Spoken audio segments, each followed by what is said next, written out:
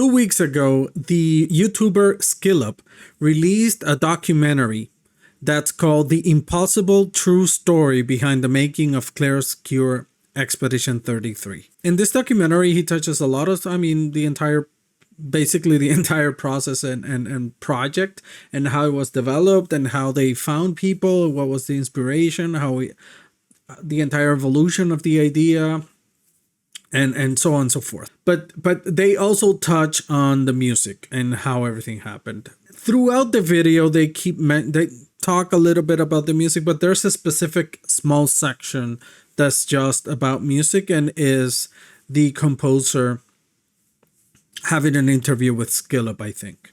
To be honest, I had a background video, and I just wanted to share my reaction to it. I did see it, but I saw it 2 weeks ago when it released, so I don't really remember. So I didn't necessarily pay, the attention that I think it deserves, because this video game is very special. So yeah, let's watch it. Again, one thing that I always like to remind the viewer is that I'm coming from not being a trained musician. I am self-taught. So these reactions that I make them just as a gamer. So I don't go into, the theory and all that. I just love music. I love the art of video games. So that's how I see them. So having said that, let's get to the video. When it comes to how emotionally resonant Clair Obscur 33 is, there is one other crucial piece of the puzzle that we haven't talked about yet, and it's the music. Oh.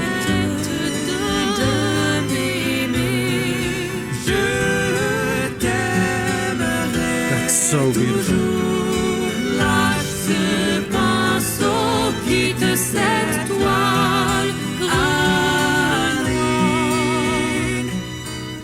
Lorian. And it is so raw. The music, it's so raw. I hearing the voices, they feel so close. They don't have I'm not big in production and such, but I want to say it sounds like it doesn't even have a lot of reverb, so it feels very close. Especially that female voice. Let's backtrack a little bit. Yeah, and the male voice, they feel very close. They don't have a lot of reverb. It's my assumption. So it gives this vibe, not vibe, but it feels very raw. It feels very raw, and I like that. That in certain things the music isn't overproduced, and that's one of the things that I mentioned in my video about the 10 rules that I put on myself when I'm writing music, is that, first of all, one of the things that I mentioned there is that I separate what composition and production. And I've seen a lot of composers that are a little bit more focused on production and not necessarily writing music, which is fine. It's just not my style. And also the overproduction, right? The sometimes, especially with electronic music and the cyberpunk music that I listen to, I really enjoy it. It's pretty much just sound design and production more than melodies and composition and harmonies and such. So all that to say that at least this little part of the song that we just heard, that we're just hearing here, feels so raw and so not overproduced. It's so simple, right? And I really like it.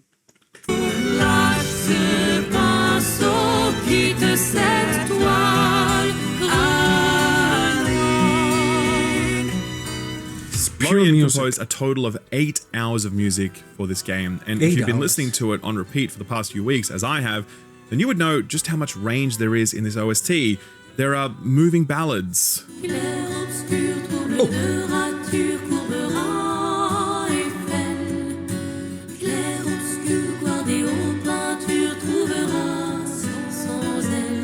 There are EDM dance tracks.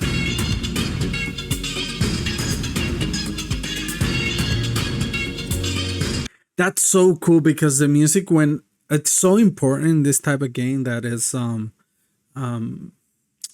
turn-based, and sometimes I've run out of English, I'm sorry, but that is turn-based, that it feels like there's a stage, right? And the music here, it's very important because I think the Persona games do that in a very nice way, because again, it's like a stage, right? It's like you're playing, and whether it's like a side scroller or a overview of the overworld, like in a Final Fantasy and that sort of game, or here where you're like in third person. When you start the battle, it's like a stage, right? It's like you are presented with a stage, and on one side is the enemy performing, and on the other side is your crew performing, and then there's a exchange of, there's a fight, but in the sense of the art, it's like there's an exchange there of powers and the performance, right? And the music plays a very, very, very important role in that. And I think in this game they understood that very well, and I'm very glad about that. There's sultry saxophone numbers.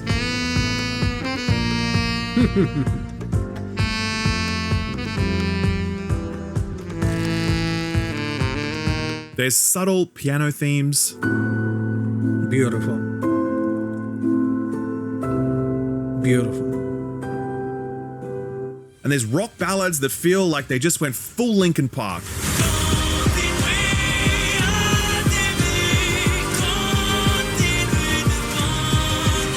Nice. But of all these, the most memorable tracks are the various themes that occur and reoccur, especially the character themes. So I asked Lorian what his process was for developing these. So for There's a leitmotif throughout, I feel. There is a motif that it's like a thread throughout, that even though there's different styles in the songs, like he's mentioning, like genres, there's rock, there's ballads, there's EDM, but you feel that motif throughout, somehow. I maybe I can't put a finger on it, on how to explain it in terms of theory and such, but I feel it. I kind of feel it. Like I recognize the motif somehow. Maybe it's a combination of notes, a progression that's played on different tempos, depending on the song, whatever. I don't know what it is, but there's something there that, for me at least, it connects. It feels like a leitmotif that is the thread throughout the soundtrack.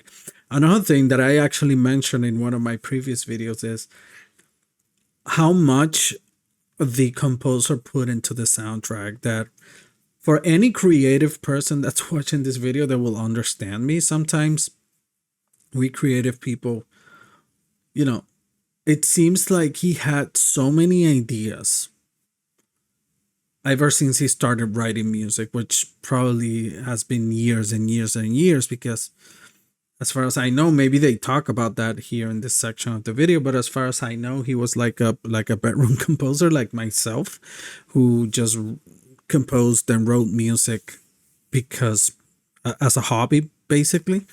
And what happens is that if he was like I am, or like I have been, every time we have an idea, we kind of get into the DAW, I get into Reason and try to make it real, right? We try to write something with that idea that came up to our minds, and then, okay, we're done, next. What I feel is that he had accumulated so many ideas and so much that he poured everything into this soundtrack. Everything, which is great because the soundtrack is great. But, and again, if you're an artist, you might understand this.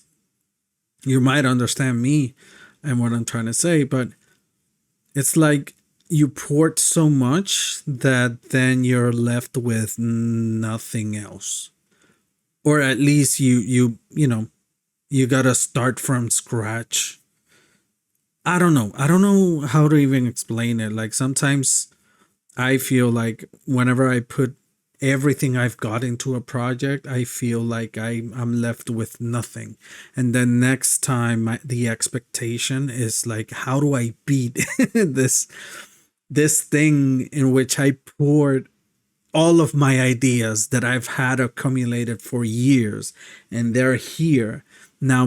How am I gonna match or even over, like, pass the expectations of this project?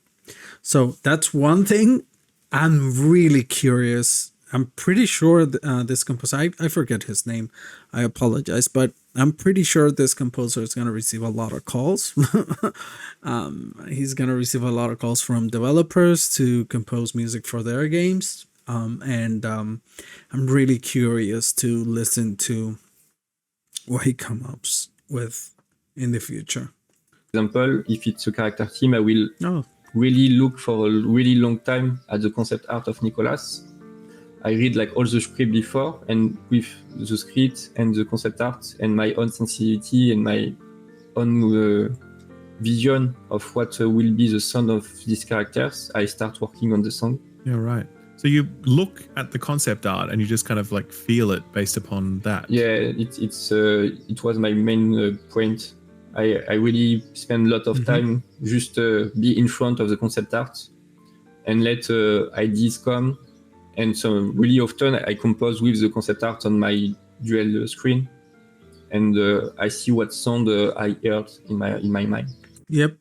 And that I completely identify with that, because in my class, in my music composition class for video games, that was one of the assignments that I got. Which one was it? I think it was it's published in this channel, that track, the magical fantasy track. Maybe I'll link it at the end of this video so you can take a look, listen to it. But for that exercise, or that assignment, what we got was an image. What's just an image. And it was, if I remember correctly, it was like this huge magical castle, very colorful.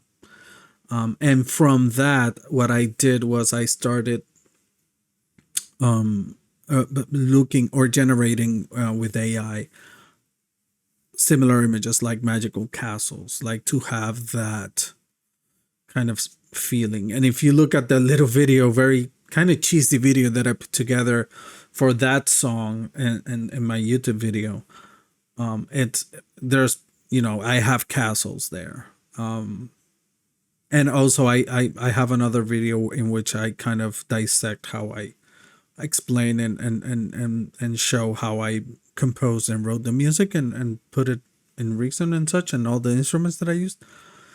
And one of the things that I explain is how I kind of like what he's saying, like you start listening to stuff in your head when you see the images, and sometimes you see the images in your head also, and those images will be play in your head with music, and that's how I came up with the song. So completely agree with what he's saying there. Not agree, I mean, it's not for me to agree, but more like I know what he's talking about. I identify with that. There's a tremendous amount of output from everyone involved in the making of Clair Obscur Expedition 33, but I feel like Lorien's is the most overwhelming in its sheer volume and breadth and intensity. This feels like the output of a man possessed, or at the very least, someone who had finally been given the chance to do what they were clearly born to do.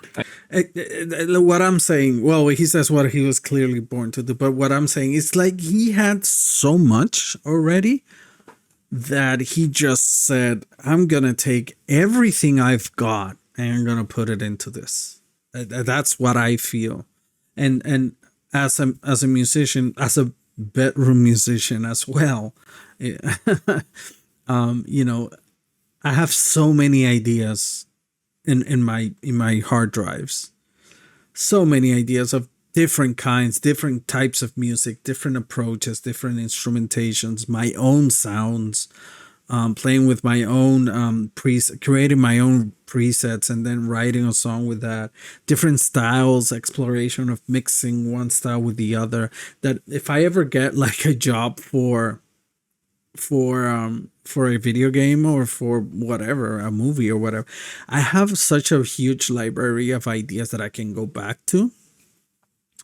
And I feel like that's the case here. Like he had so much better than whatever I have. And he went back to that and just didn't waste anything. I'm not so accurate in English, but I see it a bit like a life mission. I have for the first time the chance to write a character team for real characters. Yeah. I have like the chance to write a final boss team for an RPG. So yeah, it was really like that for me. It will be like my first game, and it will be the first time I can maybe possibly do that. And I don't know if it will be a second time. So yeah. Oh, my friend, there's gonna be a second, a third, a fourth, a fifth. I mean, if there's not a second, this industry doesn't deserve great music. I have like one opportunity right now to create something I wanted for my whole life. Yeah, it's what I'm saying. He just poured everything he's got into this project. Like, this is my first and my last. That's maybe a good way to put it. So yeah, I need to take it and give my all to it, because I don't know, maybe one day I will die sooner than I expect, or I don't have the chance to compose again. So yeah, it was. Yeah, it's what I'm saying. It's like he took this project as his first and as his last project, and he just gave it all. If I create my soundtrack, I want to do it with my full soul and heart, to have no regrets on it, to really be in peace with what to come, because I know I cannot give more than what I have give here.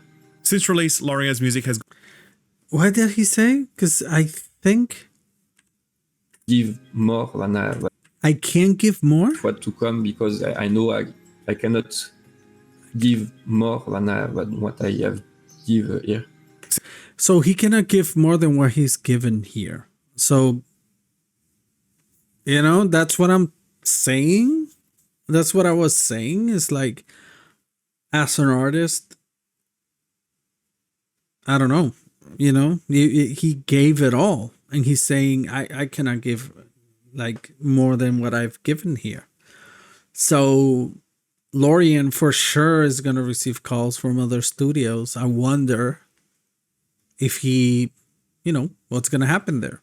He'll probably take he'll probably start a beautiful career from here. But I wonder what's going to come next. Since release, Laurien's music has gone on to reach millions of people, but before he had millions of fans, he had one, and Guillaume's faith in Laurien's music transcended his faith in... So here, if you don't know, this is Carnage, the streamer. And this guy here is the director of the game.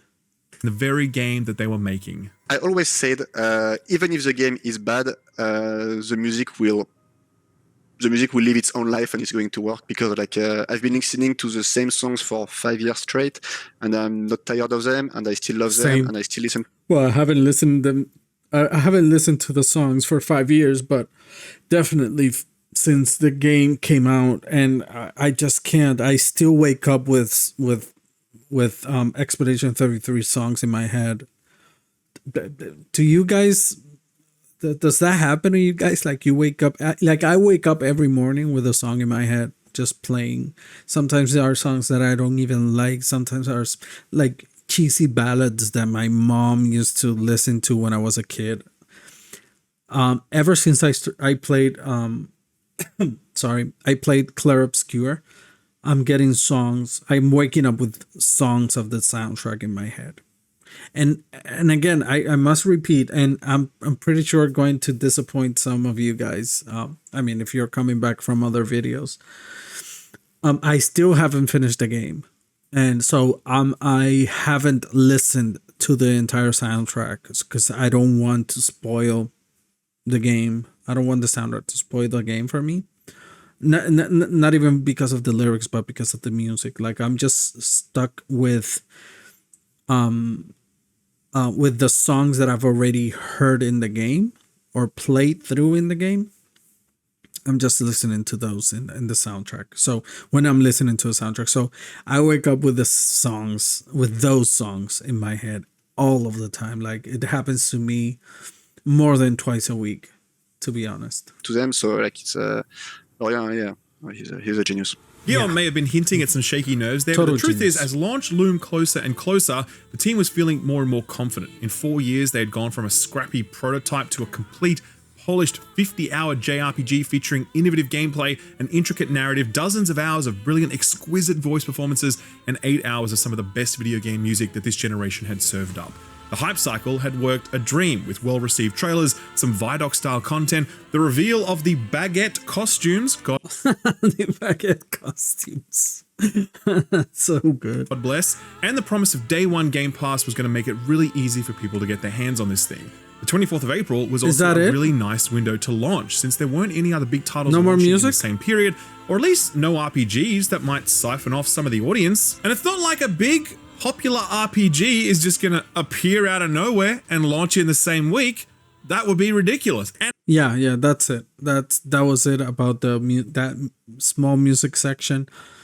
I'm not sure if that, I mean, I'm pretty sure that, they're sprinkled here throughout stuff about the music. But you know, I don't want to. Just want to focus on that little section of the interview that SkillUp, however his name is, I don't know, Ralph, I think it is, had with Lorien. Let me just play this to see what is this about. Suddenly find each other when most of them don't even work in the video game making field. Oh yeah. He's not even talking about music there. He's just talking about how the director and you know the developers found each other. So yeah, that I just wanted to make that small reaction to that small section because I think it confirms and also tells a little bit more about the making of this soundtrack. And it also kind of corroborates with some of the things that I've said, right? It does feel like, and I think it does feel throughout the game, right? Not only with the music, but throughout the game, it feels like there was such passion put behind this game. Like these guys came together, and you know this phrase that is like, do what you love and you'll never work a day in your life, or something along those lines. Maybe I'm butchering it, but something along those lines. It feels that these guys that was the motto. Like they weren't working, they weren't doing their job, they were doing what they love. And it does feel, the entire game feels like that.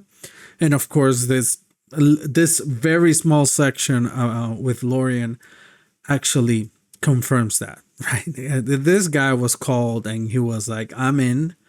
And it was, for him, it wasn't like I'm taking a job or no, for him it was, I'm doing what I love and I'm putting everything, and it shows. And the end result is just something completely extraordinary from top to bottom.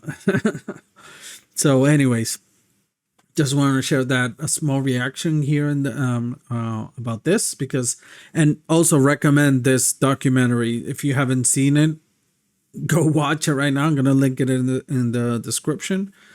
It's amazing. There's no spoilers. I think I saw a spoiler there. I didn't want to mention it on the moment I saw it, but per Ralph's SkillUp's, I think that's his name, Ralph. I saw his podcast. I heard his podcast, and he said that there's no spoilers in the documentary. So if you haven't played the game or still playing through it, you're safe to watch. So really, really, truly recommended. Anyways, that's it for this video. Thank you so much for watching. Don't forget to hit the subscribe button, hit the notification bell, hit the like button if you like this video, and dislike if you didn't like it. Everything helps. And let's start the conversation in the comments below. What do you think? What do you think about the documentary? If you watch it, what do you think about what Lorian says here? Does it confirm what you suspected?